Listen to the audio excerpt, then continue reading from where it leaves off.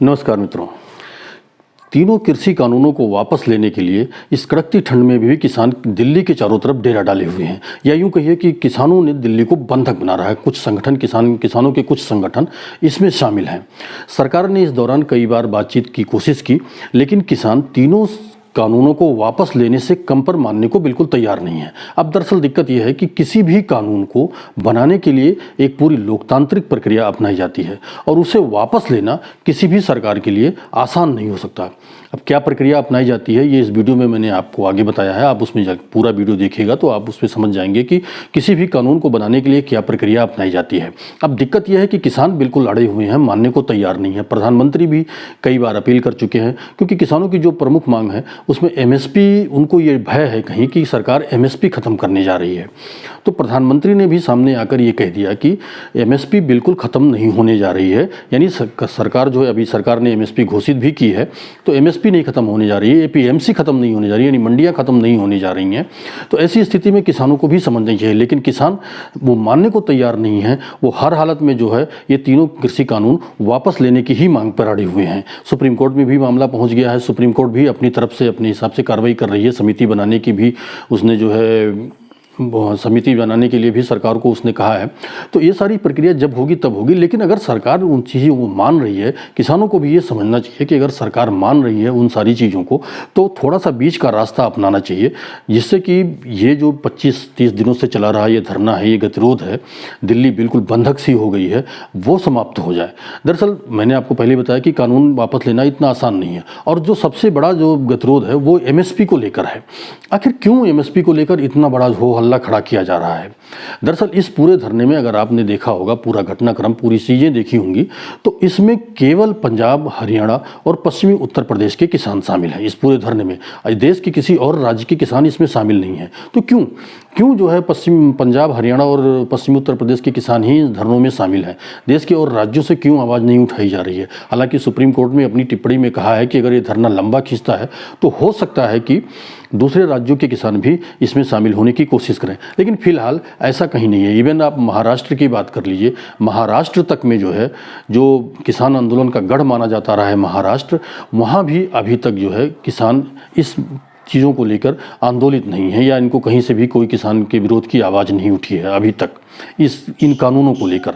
तो फिर पंजाब, हरियाणा और जो है पश्चिमी उत्तर प्रदेश के किसान ही क्यों आंदोलन कर रहे हैं इन चीज़ों को लेकर, और एमएसपी क्या है, और इसका भय आखिर क्यों दिखलाया जा रहा है, और कौन से संगठन है जो इसमें शामिल हैं, वो इन सब चीज़ों के बारे में हम विस्तार से इस वीडियो में चर्चा करेंगे। इसके अलावा आपको हम ये भी बताएंगे कि आपको पहले ही मैंने बताया है, आपसे वादा किया है कि कोई भी कानून बनाने के लिए क्या प्रक्रिया अपनाई जाती है, और देश में अब तक कुल कितने कानून बनाए जा चुके हैं, इन सब पर भी हम चर्चा करेंगे वीडियो के लास्ट में। तो ये वीडियो अंत तक देखिएगा। हो सकता है ये वीडियो थोड़ा लंबा हो जाए, लेकिन आप अगर इन सब चीज़ों के बारे में विस्तार से जानना चाहते हैं तो इस वीडियो को पूरा देखिएगा। और हाँ, अगर आपने अभी तक इस चैनल को सब्सक्राइब नहीं किया है तो प्लीज़ सब्सक्राइब कर लें और बेल आइकन जरूर दबाएं, क्योंकि जो भी वीडियो मैं इसमें डालता हूँ उसका नोटिफिकेशन आपको मिल जाता है। तो कृषि कानूनों पर जो आंदोलन चल रहा है उसके बारे में हम आज इस वीडियो में जानेंगे। तो आइए चलें।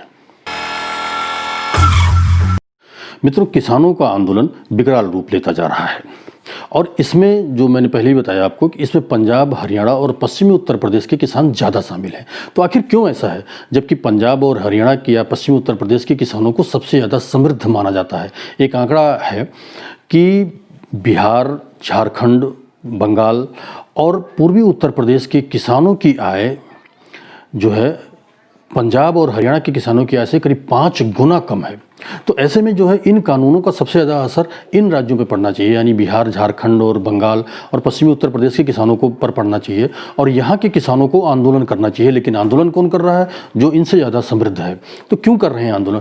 दरअसल 1990 से लेकर और 2020 तक, यानी 20 सालों में खेती के क्षेत्र में, यानी कि जो लघु और सीमांत किसान थे, उनमें उल्लेखनीय वृद्धि हुई है दूसरे राज्यों में। इसको ऐसे समझिए कि जैसे किसी के पास 18 एकड़ खेत है, तो उसकी जो तीसरी पीढ़ी है उनके पास खेत बढ़ते चले गए और उनके पास केवल 1-1 एकड़ खेत बचे। अब इसका अनुमान है, जो एक सरकारी आंकड़ा जो है वो ये कि जो उनकी संख्या में वृद्धि हुई, जो सरकारी आंकड़ा है, जैसे जो लघु और सीमांत किसान हैं उनकी संख्या में उल्लेखनीय वृद्धि हुई है पिछले 20 सालों में। मतलब 1990 से लेकर और 2020 तक 20 सालों में इन छोटे और लघु सीमांतों की संख्या 8.3 करोड़ से बढ़कर 11.76 करोड़ हो गई। लेकिन पंजाब में क्या हुआ? पंजाब में इसका उल्टा हो गया। पंजाब में उल्टा क्या हुआ कि वहाँ जो है, जो छोटे लघु और सीमांत किसान थे उनकी संख्या बढ़ने के बजाय उनकी संख्या घट गई। यानी जहाँ 50 लाख किसान थे वहाँ अब केवल 36 लाख ही लघु और सीमांत किसान वहाँ बचे हुए हैं, जबकि 2 से 10 हेक्टेयर वाले किसानों की संख्या में वृद्धि हो गई। वो जो है 62 लाख से बढ़कर 69 लाख हो गए। तो आखिर क्यों, क्या कारण है इसका, क्यों ऐसा इस तरह बढ़ा है? दरअसल इसको ऐसे समझिए, पंजाब और हरियाणा में जो खेती है वो काफ़ी महंगी हो गई है, क्योंकि वहाँ खेती बड़ी बड़ी मशीनों से कराई जा रही है, जो काफ़ी महंगी पड़ती है। ऐसे में जो छोटे किसान हैं वो इन मशीनों का प्रयोग नहीं कर सकते, क्योंकि उनके लिए खेती बड़ी महंगा साबित हो रहा था। तो ऐसे में उन्होंने क्या किया, अधिकतर किसानों ने या तो अपने खेत बेच दिए बड़े किसानों को, और या फिर उन्होंने जो है वो बड़े ठेकेदारों को दे दिए कॉन्ट्रैक्ट फार्मिंग पे, जिसका वो आज विरोध कर रहे हैं, उस पर उनकी खेती चल रही। अब सवाल यह है कि कृषि कानूनों का पंजाब और हरियाणा के किसान ही क्यों सबसे ज़्यादा विरोध कर रहे हैं? दरअसल क्या है कि यहाँ जो खेती है वो हमने आपको पहले बताया मशीनों से होती है, और यहाँ उपज भी ज़्यादा होती है। और यहाँ के किसान एमएसपी का विरोध इसलिए कर रहे हैं क्योंकि यहाँ के ज़्यादातर किसान, मतलब जो सरकारी खरीद होती है एमएसपी पे, वो न्यूनतम समर्थन मूल्य जिसे हम कहते हैं, वो सबसे ज़्यादा हरियाणा और पंजाब से होती है। और यहाँ के किसान, यानी यूँ कहिए कि सरकारी खरीद पे यहाँ के किसानों का बिल्कुल होल्ड है। यानी कि देश में अभी जो हुआ है, गेहूं और धान की जो खरीद हुई है, वहाँ देश में जितनी भी खरीद होती है उसका करीब थोड़ा बहुत प्लस माइनस हो सकता है, लेकिन करीब 60% हिस्सा इन्हीं राज्यों से होती है। तो अब सवाल यह है कि एमएसपी को लेकर ये किसानों को ये भय सता रहा है, यहाँ के किसानों को, और ये सारे किसानों को नहीं, कुछ संगठनों को, कि अगर एमएसपी खत्म होती है, उन्हें लगता है कि एमएसपी खत्म हो जा रही है, सरकार इन कानूनों के जरिए मंडी व्यवस्था खत्म करने जा रही है, तो अगर एमएसपी खत्म होती है तो उनकी जो फसल, उनका जो खेती कर रहे हैं उसमें उनको बहुत नुकसान उठाना पड़ेगा, और उनकी सारी जो है खेती चौपट हो जाएगी। दरअसल हालांकि प्रधानमंत्री ने और भी कई संगठनों ने और भी कई नेताओं ने, कृषि मंत्री ने, सबने ये जो है आश्वस्त किया है किसानों को कि फिलहाल वो एमएसपी खत्म करने नहीं जा रहे हैं। लेकिन किसानों को ये भय है कि ठीक है, अभी चूंकि वो आंदोलनरत हैं तो हो सकता है उनकी मांगों को मान लिया जा रहा हो, लेकिन बाद में धीरे धीरे करके एमएसपी खत्म कर दी जाएगी। तो अब सवाल ये है कि एमएसपी का सबसे ज़्यादा डर यहाँ के किसानों को है, क्योंकि वो सबसे ज़्यादा एमएसपी पे जो है पूरे देश में सबसे एमएसपी पे और सरकारी क्रय केंद्रों पे सबसे ज़्यादा अनाज यही बेचते हैं। अब उनको यह है कि अगर एमएसपी खत्म होती है तो क्या होगा, उन्हें खुले बाज़ार में आना पड़ेगा। तो जो सीज़न है, जैसे जिस सीज़न में फसलें ये कटती हैं, उस सीज़न में आमतौर पे फसलों के रेट कम होते हैं, लेकिन जब ऑफ सीज़न होता है, यानी कि धान की सीज़न में, जब गेहूं की फसल, वो ऑटोमेटिकली महंगी हो जाती है, गेहूं महंगे हो जाते हैं। इसीलिए सरकार ने जो आवश्यक वस्तु अधिनियम 1955 है उसमें भी संशोधन कर दिया, जहां आप भंडारण नहीं कर सकते थे अब आप भंडारण कर सकते हैं। तो हालांकि इसमें 1 साल 2 साल कुछ परेशानी हो सकती है, लेकिन जब आप भंडारण करके रखेंगे, जैसे अभी तो किसानों रेट कम है, मान लीजिए कि जो है एमएसपी पे आपने बेचा, बाकी जो छोटे किसान है, या एमएसपी बाई चांस मान लीजिए खत्म भी हो जाती है तो 1 साल 2 साल आपको दिक्कत होगी। इसके बाद आप फसलों का भंडारण कीजिए। और कई बार ऐसा होता है कि जब सीजन होता है तब तो एमएसपी से कम रेट मिलता है, जो किसानों की जो समस्या है, लेकिन जब ऑफ सीजन पे हम आते हैं तो यही एमएसपी से भी ज़्यादा बढ़ जाता है रेट, खुले बाज़ार में रेट। तो यहाँ और ज़्यादा फ़ायदा हो सकता है किसानों को। अब आगे बढ़ने से पहले आपको ये तीनों कानून क्या हैं थोड़ा सा उसके बारे में समझा दें। हालांकि इन तीनों कानूनों को लेकर मैंने एक वीडियो बनाया हुआ है और उसका लिंक मैं डिस्क्रिप्शन में दे दूंगा। अगर आप तीनों कानूनों को विस्तार में जानना चाहते हैं तो आप उस वीडियो को देखिएगा, लेकिन यहाँ थोड़ा सा जो है आपको समझाने के लिए थोड़ा संक्षेप में मैं ही तीनों कानूनों के बारे में बताऊँगा। पहला कानून किसानों को ये अधिकार देता है कि वो अपनी फसल को कहीं भी किसी भी मूल्य पर बेच सकते हैं। दूसरा कानून यानी कॉन्ट्रैक्ट फार्मिंग, किसान जो है बड़ी कंपनियों से अनुबंध करके पूर्व निर्धारित मूल्य पर अपनी फसलों को बेच सकते हैं। पहले से अनुबंध कर लेंगे और उसका नील मूल्य पहले से निर्धारित हो जाएगा, तो उसमें किसानों को नुकसान नहीं होगा कि बाई चांस बाद में जो है किसानों की फसल ज़्यादा हो गई या कम दाम मिल रहे हैं। तो उसमें फ़ायदा ये होता है कि जो अनुबंध पहले से ही एक बार कॉन्ट्रैक्ट साइन हो जाता है, फिर उसी के हिसाब से किसान अपनी फसल बोते हैं, तो रेट को लेकर किसान मुक्त हो जाता है। और जो तीसरा है वो है आवश्यक वस्तु अधिनियम 1955 में संशोधन कर दिया गया है और उसमें ये कहा गया है कि अब आपात स्थितियों को छोड़कर किसान अपनी फसलों का भंडारण कर सकते हैं। अब इसका फ़ायदा क्या है, इसको ऐसे समझिए कि जैसे मान लीजिए आज फसल कटी, आज फसल तैयार हुई, तो आज जाहिर सी बात है कि फसल तैयार हुई तो मार्केट में फसल बहुत ज़्यादा होगी तो उसके रेट कम होंगे।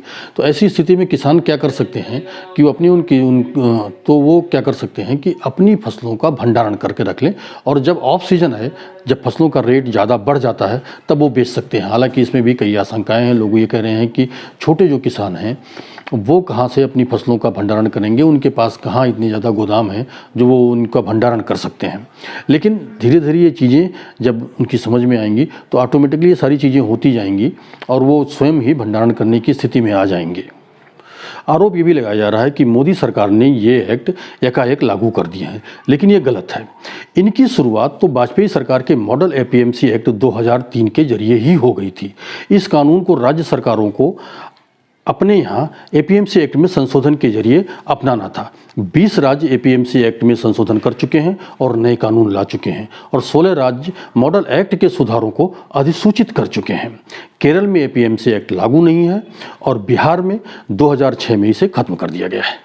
अब इन कृषि सुधारों का क्या असर हुआ, इसकी वानगी भी एक बार आप देख लीजिए कि जहाँ ये कृषि सुधार लागू हुए वहाँ 2010 से 2019 के बीच में आंध्र प्रदेश की कृषि विकास दर 7.3% हो गई, बिहार की कृषि विकास दर 5.3, गुजरात की 6.3 और मध्य प्रदेश की 7.9% हो गई। वहीं पंजाब की जो कृषि विकास दर है वो 1.8 और हरियाणा की कृषि विकास दर 3.9% रही। कहा तो ये भी जा रहा है, मतलब ये माना जा रहा है कि एपीएमसी एक्ट खत्म होने के बाद बिहार के किसानों की स्थिति में बड़ी स्थिति खराब हुई है बिहार के किसानों की। लेकिन दरअसल ऐसा नहीं हुआ ये कि बिहार की जो कृषि विकास दर है बिहार का, वो पंजाब के कृषि विकास दर की तुलना में अधिक हो गया, मतलब बढ़ गया। पंजाब के किसानों को केवल एमएसपी का सहारा मिला क्योंकि वो केवल एमएसपी के सहारे ही रहे, जबकि बिहार का किसान खुले मार्केट में अपनी फसल को लेकर गया और उसका परिणाम ये हुआ कि जो एमएसपी और खुले बाजार के बीच का जो अंतर था वो 30% से घटकर 20% रह गया और इसका सीधा नुकसान जो हुआ वो पंजाब का हुआ। कैसे हुआ वो इसको आप ऐसे समझें कि 1992-93 में देश की प्रगति में जहां पंजाब का दूसरा नंबर था, वहीं 2018 और 19 में वो 10वें नंबर पर आ गया। अब बात करते हैं पुनः किसानों की, जो दिल्ली के बॉर्डर पे धरने पर बैठे हुए हैं। किसान मानने को तैयार नहीं, सरकार उनको मनाने पर लगी हुई है। ये धरना कितना लंबा खींचेगा ये कोई नहीं जानता है। अब जो ये आरोप लग रहा था कि आखिर दरअसल जो है सरकार ने बिना सोचे समझे, बिना कुछ कहे इस कानून को जल्दीबाजी में बना दिया है। तो हम आपको बता दें कि कोई भी नया कानून दरअसल बनाने की एक प्रक्रिया, एक लोकतांत्रिक प्रक्रिया है। पहले जिस मामले में कानून बनाना है उस पर एक कमेटी बैठाई जाती है, फिर कमेटी अपनी सिफारिशें देती है। उन सिफारिशों के आधार पर संबंधित मंत्रालय एक मसौदा तैयार करता है और जिस पर कैबिनेट चर्चा करती है और उस चर्चा में उन बिंदु हाईलाइट किए जाते हैं वो जनता और फिर जो हितधारक हैं उनसे राय ली जाती है। इसके बाद लंबी चर्चा के बाद संसद के दोनों सदनों में इसे पारित किया जाता है और उसके बाद जो है राष्ट्रपति उस पर सिग्नेचर करते हैं, राष्ट्रपति उस पर मोहर लगाता है, तब जाके ये कानून बनता है।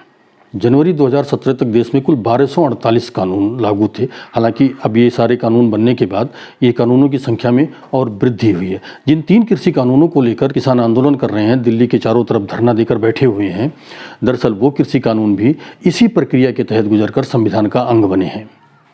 तो इन्हें किसी भी सरकार के लिए वापस लेना आसान नहीं है। अब इन कानूनों का जो विरोध कर रही है उसमें विपक्षी दल भी विरोध कर रहे हैं। सबसे ज़्यादा कांग्रेस विरोध कर रही है। कांग्रेस आज विरोध कर रही है, जबकि जब ये अध्यादेश लाया था, जब ये कानून बन रहा था, तब कांग्रेस को विरोध करना चाहिए था। कांग्रेस का ये दोहरा चरित्र अब सामने आया है, तब इसने विरोध नहीं किया, तब इसने इस पर बात नहीं की। यहाँ तक कि कांग्रेस शासित कई राज्य जो सिफारिश कर चुके हैं इन कृषि कानूनों की। और जो कॉन्ट्रैक्ट फार्मिंग की बात है, जो कॉन्ट्रैक्ट फार्मिंग के लिए बड़ी कंपनियों को अपने यहाँ दावत दे चुके हैं, वही कांग्रेस सरकार इन कृषि कानूनों का विरोध कर रही है। तो किसानों को ये समझना चाहिए कि उनके हित में क्या है और कौन सी चीज़ उनके हित में नहीं है, कौन सी चीज़ राष्ट्र हित में है, कौन सी चीज़ राष्ट्र हित में नहीं है, तभी इस समस्या का समाधान निकल सकता है। तो मित्रों, ये वीडियो कैसा लगा? हो सकता है ये वीडियो थोड़ा लंबा हो गया हो, लेकिन आपको बहुत सारी चीज़ें इसमें समझ में आई होंगी। तो ये वीडियो कैसा लगा हमें कमेंट बॉक्स में आप ज़रूर लिखिएगा। धन्यवाद।